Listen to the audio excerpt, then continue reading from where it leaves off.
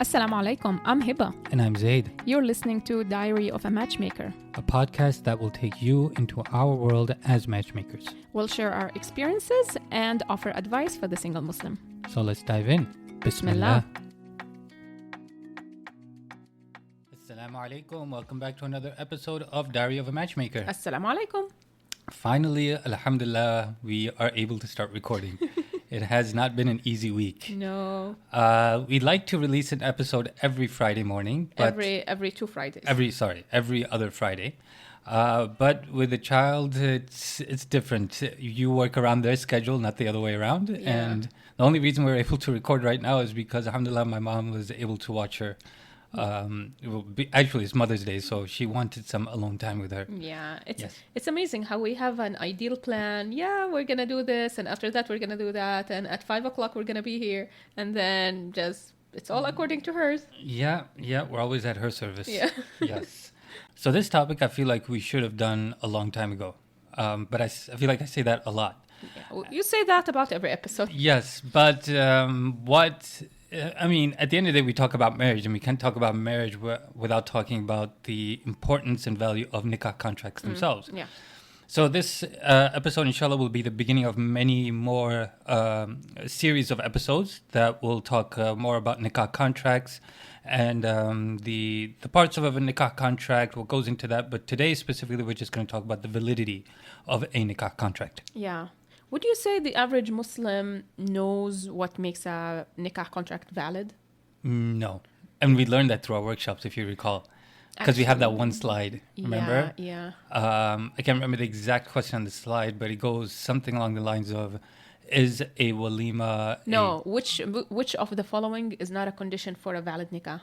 Yes, Yeah. yes. And one of them was walima. Walima, yeah. And most people... No, which one of them is a condition for a valid nikah? And most of them chose walima. Yes, Yeah. yeah, it was something like that, yeah. Which is fine. I mean, I honestly did not know the 5 conditions of a nikah prior to getting married.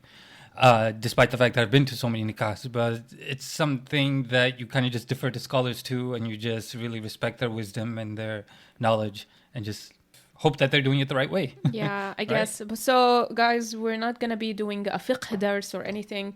This is just a conversation about things that when you get married, you need to be aware of. Right. A very basic understanding as a Muslim that you should have, especially if you're about to get married. And we'll discuss, inshallah, modern scenarios, especially for Muslims living in the West. So let's set the foundation. What are the 5 requirements of a valid nikah? Number 1? Number 1 is the people who are getting married. Right. So bride and groom. Yeah.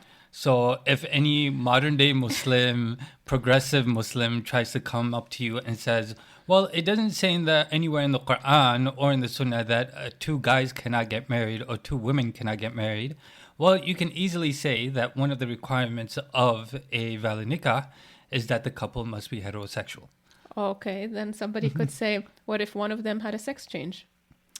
Okay, then contact Imam Suhaib Web or Sheikh Omar or Sheikh Yasser or somebody else with years of experience. I'm just joking. And they can deal with that question, but I'm not qualified to go that far. Yeah, so let's assume we're talking about man and woman. Yes. Yeah. So it's fair to assume that a valid nikah must be between a heterosexual couple. Yeah. That's number 1. And by the way, this is not order of importance, unless there is an order of importance. No, so like you said, these are requirements. They're not conditions. Right. So if one of them is missing, Yes. this is not a valid No, nikah. I mean to say that one is not more important than the other. No, Okay, they're all just important. to clarify. Yeah. Number 2, proposal and acceptance. So you see this in Western movies all the time, where the bride and the groom are standing at the altar, and the priest is saying, do you take this woman to be as your lawfully wedded wife? And you say, I do. So in Islam, we do have something similar, but different at the same time. I'll let you elaborate. Yeah, so in our case, it doesn't have to be like a scholar or an imam conducting it. Like in Christianity, it has to be a priest. Anyone who has the knowledge of what makes a nikah valid can officiate. That's why it is preferred that you get a scholar or somebody who understands the basic Islamic sciences and understanding of what makes a valid nikah. Yeah. Yeah. Yes. But the thing to mention about proposal and acceptance, it has to be there. It has to be formal proposal and acceptance. It can't be just like, oh, we have be articulated. It has to be articulated and said out loud. It can't be just, we have this understanding, we already have like guests here and we have the cake, so it's assumed that, okay, now we're married. Like, it has to be said. People have to hear it. Now, what do you think? Do you think the person proposing should be the man or the woman? So, Starting with the man or the woman? So the chivalrous thing is for the man to propose, but as far as I know, there is no requirement on one side proposing versus the other. So this is interesting what you said, because I think what you're thinking about right now is that image we see in movies with the man on his knees and proposing. Yes and no, but in general, I think it's the guy that should be not necessarily on one knee, but it's the guy that should be humbling himself and saying, you know, would you marry me or something like that, right? So you'll be surprised to know that in most cases, it's the woman's side, the woman's wali, who proposes. Okay. Yeah. It doesn't really make a difference who initiates, who makes the proposal, who accepts. But in most cases, it's the bride's wali who extends the proposal. Now, is that a cultural thing? I don't know. know. Well, in Arab culture, what do you typically see? No, actually, even in our nikah, it was, so in our example, in our story, for example, we had a nikah where my father, my wali, was in Palestine and I was with your family in Chicago. So the imam or the scholar, which happened to be your friend, he became the proxy wali. My father gave him, like, transferred his wilaya to your friend to act on my behalf. Just to be clear, your father was on the Zoom call. Yes. Right, so he was virtually present. Yes. Yeah. So in our case, it was my side that proposed. In most cases, that's what happens. And you accepted. You know, now that I think about the marriages that I've attended, I believe they all go like that. Yeah. So it usually happens at the masjid. The girls are on the girl's side, the guys are on the guy's side, and the father of the girl is sitting next to the father of the groom, and the father of the bride proposes, and then the groom says, "Qabiltu, I accept." Exactly. Yes. From a Sharia wise, both can work. Right. Yeah, this is just what's common for some reason. So just so you guys know, there's no requirement that the guy has to propose or the girl has to propose. Somebody has to propose, somebody has to accept. Exactly. And it has to be articulated. It has to be articulated, and it has to be there shouldn't be a long period of time of waiting between the proposal and acceptance. Like, for example, the acceptance can happen 3 days after the proposal. Cannot. Right. Yeah. So there has to be ijaz, like closeness in time. Okay. Yeah. Between proposal and acceptance. Okay. Yeah. Like a reasonable closeness. Yeah. Okay. Like within the same setting. Okay. Yeah. Okay, fair enough. Now, I feel like I'm jumping ahead and the reason I'm saying this is because I've seen this scenario played out a few times where they also, along with the acceptance, they say the mahr amount, which I don't like. To be said out loud. To be said out loud. Now, I feel like that's a cultural thing. But we'll get into them once we talk about mahr. Okay. Yeah. So we talked about number 1, bride and groom. We talked about proposal and acceptance. And 3, mahr. So what is mahr? Just to kind of set the foundation, what is mahr? It's a gift to show respect and gratitude to the woman, and just to show that, like, you appreciate the fact that this father gave you his daughter as an amana. Okay. So, which is the amana meaning trust. Trust, exactly. The father entrusted you with his honor, with his daughter. So for the wife, for the woman, it's a gift. For the man, it's a fard. It's not a requirement. It's a requirement. It's not like out of his own generosity. No, a marriage, a nikah without mahr is not a valid nikah. And the mahr has to be quantitative. Yes. So, we dedicated an entire episode to mahrs. We dedicated, you can, I think we called it, This Was My Mahr, where we actually shared what was my mahr. Yes. But so I'm not going to tell you, I'm just going to point you to that episode. Go listen to it.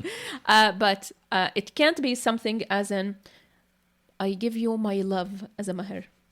I give you my unconditional loyalty as a mahr. Right. Like even in, I don't know if it's part of our sunnah or part of our Arab tradition, but there's a phrase called mahr mithl, right? Like the customary, Exactly. the customary mahr. Yeah. So you can't like, Say, I'm going to like teach you Surah Ikhlas and say, like, even though that was done under extreme circumstances during the Prophet ﷺ's time, you have to look at what the custom is, what the circumstances are, and be accommodating to that. yeah.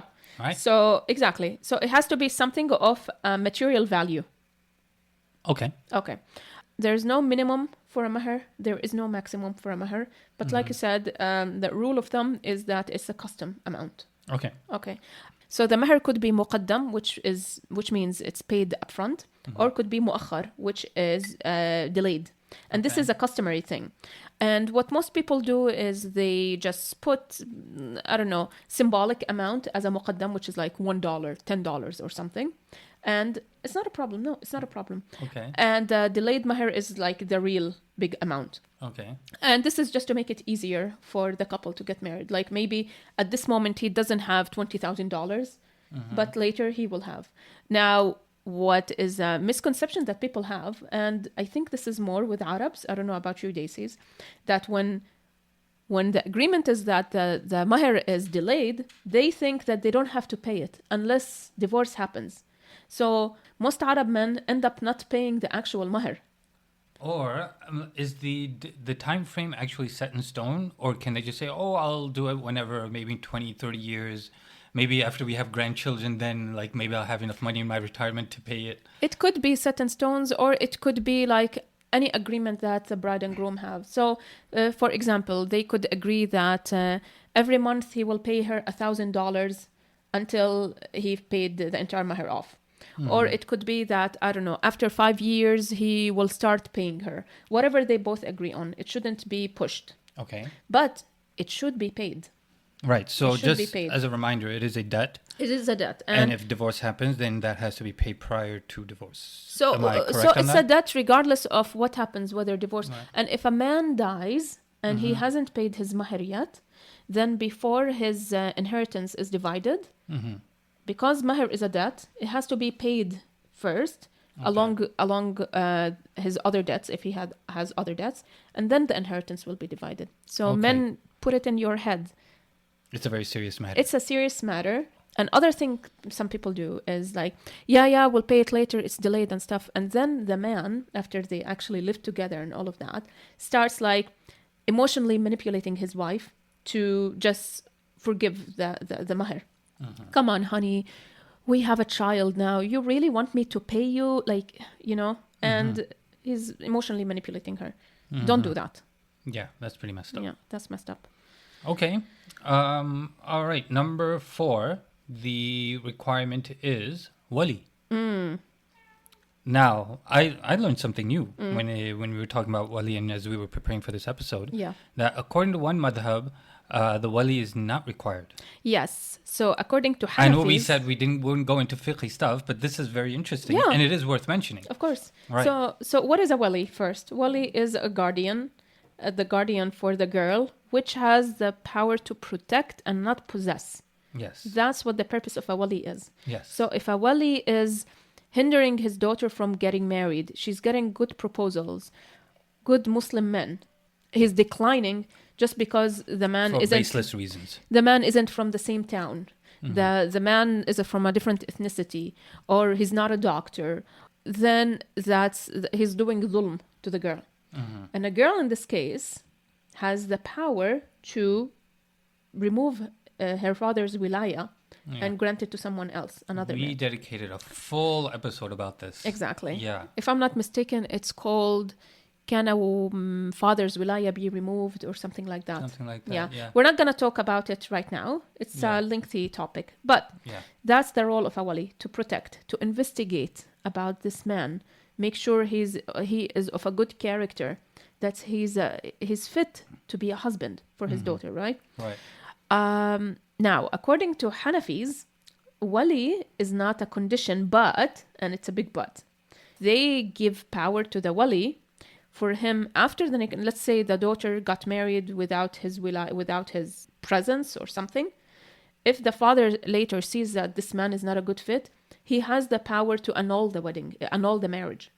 So in somehow they give enough power to the wali to fulfill his role, but not initially. It's just easier, it's just better to go with the agreement amongst the scholars, which is to have the wali. Right, and it just makes more sense for the wali to be involved prior than after. Of course. Right? Of course. Why go through the mess of an annulment, and especially when if there could be consummation, it could raise a whole series of other questions and issues. Exactly. And and honestly, like men, they get less emotionally attached than us girls. Right. So you as a girl, you might find this guy to be your charming prince, but then your father or your brother might see something in him that you don't see because you're already emotionally attached. So just why create that mess, like you said? Just from the beginning, go with the wali. Yeah, fair enough. Yeah. Okay, last but not least, requirement number 5 is witnesses. And now, like I said, I keep saying I don't want to go into the fiqh stuff, but like my mind keeps going into that area, which is there's a difference of opinion as to how many witnesses suffice. So I'll let you answer those kind of great questions. So there's really no need to go into these scholarly disagreements. Okay. 2 men as witnesses is what it's required. Okay. They should be, of course, adults, not a child. Yeah. Sane. They understand what they're witnessing. Right. Yeah, and that's pretty much it. Can the witnesses witness virtually? Yeah. Yeah, of course, yeah. Can the wali attend virtually? Yeah. Yeah, that's what happened in our case. Yeah. So I want to go off on, I shouldn't, but it's just kind of nagging me. Why is a woman witnessing considered half then instead of 1? So there is a disagreement between scholars because that ayah... Because I remember that came up when I thought about my mom being a witness. For I remember as well, yes. Yeah. So what's the ayah? It's ayat al-dain, the ayah of debt in Surah Baqarah. Okay. And that creates... the longest ayah in the Quran. The longest ayah in the Quran, full page. And that creates a disagreement between scholars as in, is this a condition, like does this apply when we're talking about any kind of testimony? Or is it just in financial matters? Because the ayah is talking about witnesses and under the umbrella of financial matters and debt. But even under financial matters, why is her testimony considered half? What most scholars say is that men usually are more attentive and remember details better when it comes to financial matters. Okay, because as a non-Muslim, I could easily look at this and say, your religion is sexist and it treats women inferiorly. Believe me, people who want to poke holes in Islam, they will find anything. Even something like La ilaha illallah, like anything. Right. Yeah. And other scholars say that, no, this applies to financial matters and other matters. So honestly, just to be on the safe side and just like to not have the headache of thinking and analyzing and go with disagreements, just have 2 male witnesses. They could be the brothers, relatives of the man, relatives of the woman, the woman's father might be a witness. In our case, it was both your brothers, right? Right. Yeah. Now, another question. If the witness is on the groom's side, isn't there a conflict of interest kind of situation happening there? No. Because those are the brothers of the groom. The assumption is that we are dealing with Muslim people, Muslim men who wouldn't lie. Like, what are the chances that both Muslim adult men of a good character are lying about matters of marriage and honor, right? To protect his brother that's getting married? But there's also announcement. People have witnessed, they have seen this. It's known in the community. It's known in the community that these people are married. That's why it's better to announce a marriage, right, and not keep it a secret. And to have as many witnesses as possible. So there is a difference between privacy and secrecy. Right. Yeah. So we all want to keep our matters private. You're not sharing amongst the gas, I don't know, private parts of your marriage and all of that.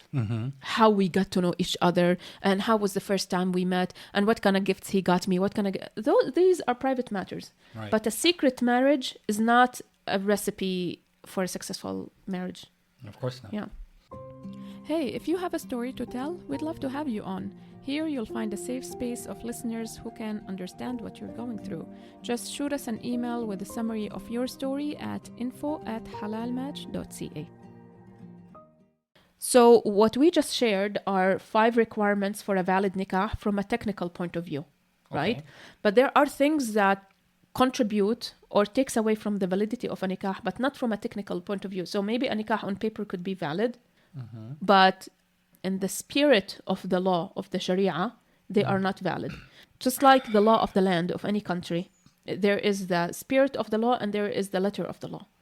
So what are some things that should be in the nikah contract? One of them is consent. Right. Consent. Today, like, I don't know if there are any more forced marriages. We've seen sure some, there are. maybe in some communities, but there are other forms to be considered, other things to be considered when we're talking about consent. There is emotional pressure. Right. Family could be pressuring the daughter to marry this specific guy because she's getting older, Right. because he has so much money.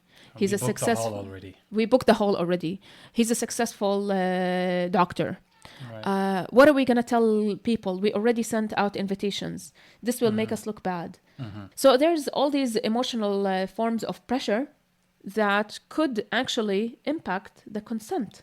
Right. So in those situations, and this goes back to the point I was making before. That's why, even though it's not a requirement to have a scholar or an imam and conduct the wedding, it's good to have that, because in this situation, like you're talking about, they can do the research, investigate, and take each person, the bride and the groom, separately and say, hey, were you pressured into this? Hey, are you doing this on your own accord? And just do all the necessary work and research, right? Yeah. So, going back to my point, always better to have a scholar conduct these situations, these ceremonies. Same thing with the mahr. Is the mahr actually what the bride and groom wanted? Or are her parents pressuring her to ask for a lot of money? Or maybe the groom, is just emotionally pressuring her. Oh, if you love me, you will say yes to $5. Or, okay, maybe $5 is just like exaggeration, but something like that. So everything has to come out of from one's own will. And no form of pressure should be there, whether we're talking about the mahr, whether we're talking about conditions that go in the marriage contract, which we're gonna cover in other episodes. Conditions that could go in the marriage contract, conditions that can't make it to the marriage contract. So any type of pressure that takes away from the validity of the nikah, maybe not from a technical aspect, but from the spirit of it. Right. So the point being is that some nikahs can happen with verbal consent, but not with the spirit of consent, right? Yeah. And as matchmakers, we've come across, if I remember, 2 cases of forced marriages. And I'm talking about forced marriages, not we didn't arranged force marriages. them. Just No. Where their parents forced Yes. two young girls. They were forced to marry and both got divorced. Yes. I do recall some of those situations. Yeah. So one of the big questions that comes up is, how do I balance the expectations and requirements of an Islamic marriage versus the expectations of a civil marriage, right? Given that we obviously live in the US, UK, Canada. It's much easier when you're in the Middle East. You have Sharia law and then it's all taken care of, right? Yeah. But here in the West, everything has to be documented. And I'm assuming there wasn't documentation during the Prophet ﷺ's time, right? Okay. So how do we kind of handle that? So these are 2 separate matters that you mixed here, which is documentation and civil marriage. Okay. So they're separate. If we're talking about documentation, which applies to the West and the Middle East and any Muslim country, documentation is something modern. Now, was there documentation back then? There wasn't. Like when we're talking about the time when the Quran came down, time of the Prophet, Sahaba, there wasn't documentation. Right. What used to Most happen people is... weren't even literate back then. It's not even about that. What Right. used to happen is the nikah would happen. It'll be announced in the community. They will have a walima. And the community will know that these 2 people are married. There was no documentation. Documentation happened later when the Muslim country became like much larger than it used to be. Cases of, I don't know, divorce or fraud or all of that sort started coming up. Then documentation happened. It's an innovation. It's a good innovation. Right. It's a good bid'ah. Right. Now, marriage certificate, death certificate, things like that. Exactly. Now, is it from a Sharia perspective, it's not a requirement. So if you don't document it with the government, your nikah is valid. Like, you're not committing zina or anything, astaghfirullah. Your nikah is valid. Your children are shari'i. Like, everything is good, right? Yeah. But you would be setting your up for many problems, especially I'm talking about the woman. With no documentation, it's easy to deny, especially if we're talking about the West. It's easy to deny that she's my wife. Right. These are my children. She won't be getting her rights. Exactly. In the case of divorce, in the case of death, inheritance, taxes, what else? Like many financial things in the case of, I don't know, alimony, all of that, it's going to complicate things very much. Even if we're talking about a Muslim country, if it's not documented, basically you're not married. Like to the government, you're not married, right? Right. That's so number one. In the event of a death, even in an Islamic country, there could be complications in inheritance because there's no documentation. And also the lineage. Your children won't be registered under his name, or like it'll create many problems, right? Nobody should enter a marriage like this. Now, what actually happens, especially here in the West, where some men, they want to go for a second marriage, and of course, it's against the law of the Western country. So they do a nikah. Shari'i-wise, it's legit, but it's not documented. And then something happens to the man. The wife finds herself like with no rights. Maybe she has children. They're not registered. It's a big mess. Yeah. Now, the second thing you were asking about is civil marriage. And how can we make sure that the nikah itself from an Islamic point of view doesn't contradict with the civil marriage, with the laws of the land. Yeah. And that's where conditions and prenups come in, which we will discuss in other episodes. Like you said, this is a long series, going to be all about nikahs, right? So, and speaking of that, if you guys know a Muslim lawyer, we would love to have him or her on the podcast, because we have been looking for a good Muslim lawyer. Muslim marriage lawyer, divorce lawyer, to discuss prenups, everything that goes into a legal marriage here in the West, while also balancing the Shari'i requirements. Yeah. So if we don't find anyone, we're going to discuss it according to our knowledge, whatever knowledge I have from what I studied. I have bachelor's, I have master's, alhamdulillah, going for a PhD in September. But if we have a Muslim divorce lawyer, we can go much deeper and tackle more interesting angles. Yeah. So again, email address info@halalmatch.ca. Shoot us an email if you know someone. Or if you maybe are a Muslim divorce lawyer listening to us, we'd love to have you.